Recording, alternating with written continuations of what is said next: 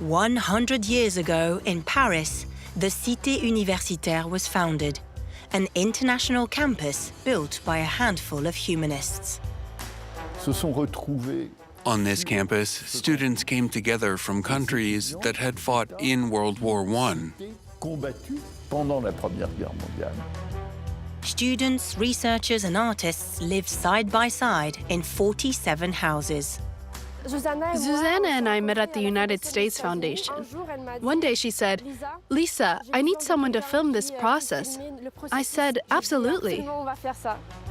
From the very beginning and still today, the Cité Universitaire is a symbol of fraternity.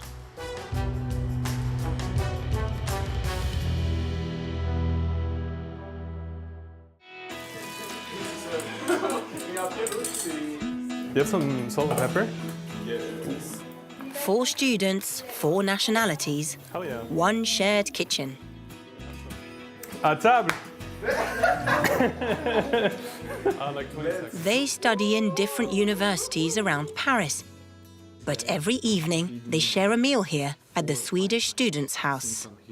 And every time he's in the crucial, so hungry, like, thank you. So much. Je suis Kat. I'm Carl, I'm 27, and I'm doing a PhD in computer science. Doctorat en informatique. I lived in Germany before, and that's where I did my undergrad and my master's. Où j'habitais avant.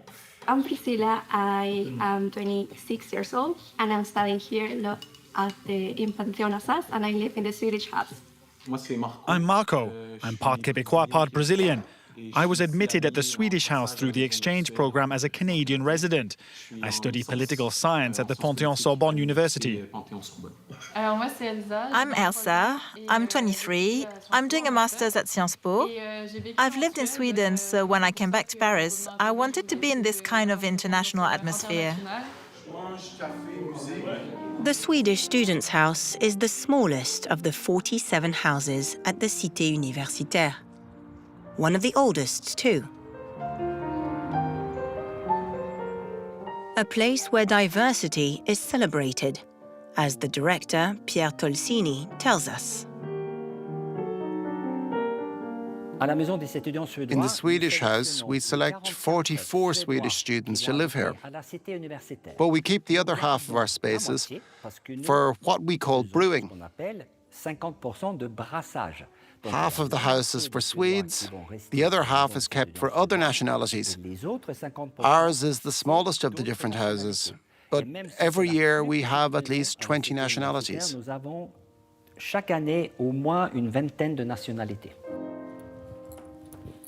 Marco alone is a perfect mix of cultures. Bienvenue dans ma chambre, Welcome to my room, number 21. numéro 21.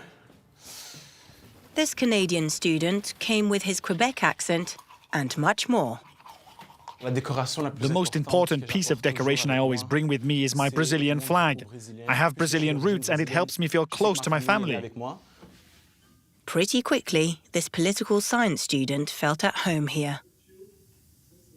I wasn't completely sold at first, but when I saw my room, I couldn't believe it.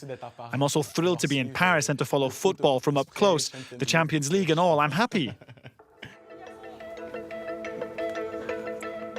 Each year, 12,000 students, researchers and artists come to the Cité Universitaire.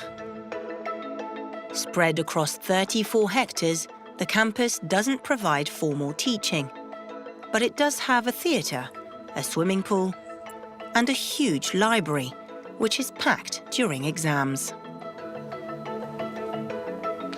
Known in Paris as la Cité U, it was founded 100 years ago in unique circumstances. Between the 2 wars, students from countries that had fought in World War I came together here.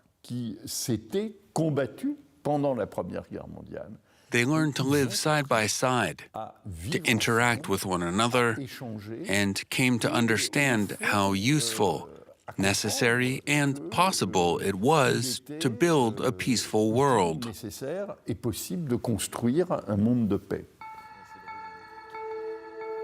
Even today, this pursuit of a peaceful world continues to fuel conversations and inspires projects within the campus. We're reinforcing the insulation so that it holds up better against the wind. We're tying lines to the surrounding trees and rocks. Matisse is French, Susanna is Polish, and Lisa is Russian. Together, they're creating the Peace Pavilion in the garden of the Japanese house. This pavilion was built to commemorate Hiroshima and Nagasaki. It symbolizes friendship between the US and Japan.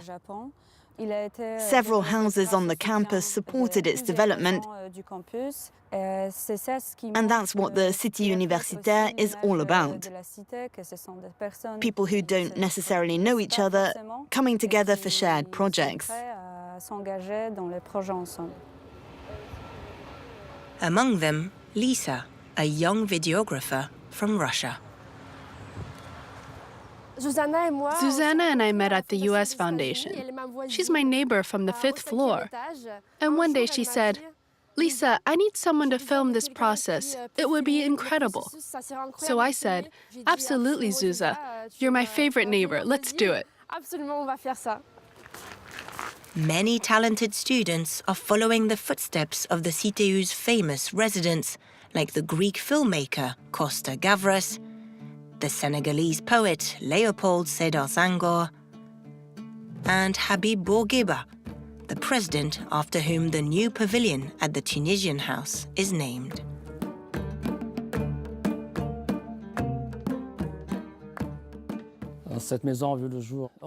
This house was founded in 2020 as an extension of the Tunisian house, which was built in 1953. The house has 400 residents. Some are postgraduate students doing their master's or PhD programs for 3 full years, while others are here just for a short time, visiting academics, artists, and athletes. The director says there are several reasons behind the increasing Tunisian presence at the international campus. To begin with, there is an ever-growing number of students who want to study in France, bearing in mind that France is the #1 destination for Tunisian students.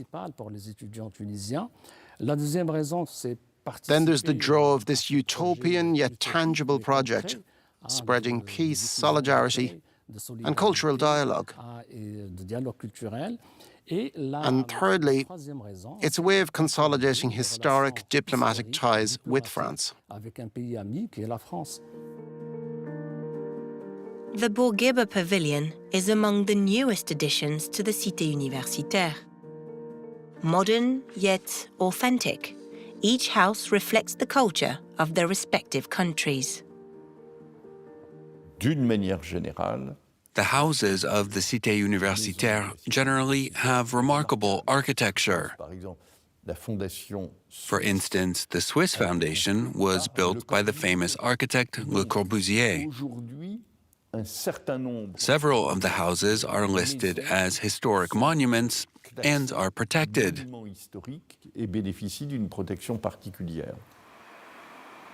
With its multicultural heritage, the campus has become France's top location for movies with multiple sets. Scenes from Indochine and The Count of Monte Cristo were shot here. So good morning, everyone. Thank you for your presence here for the visit today. Églantine Pasquier is a tour guide.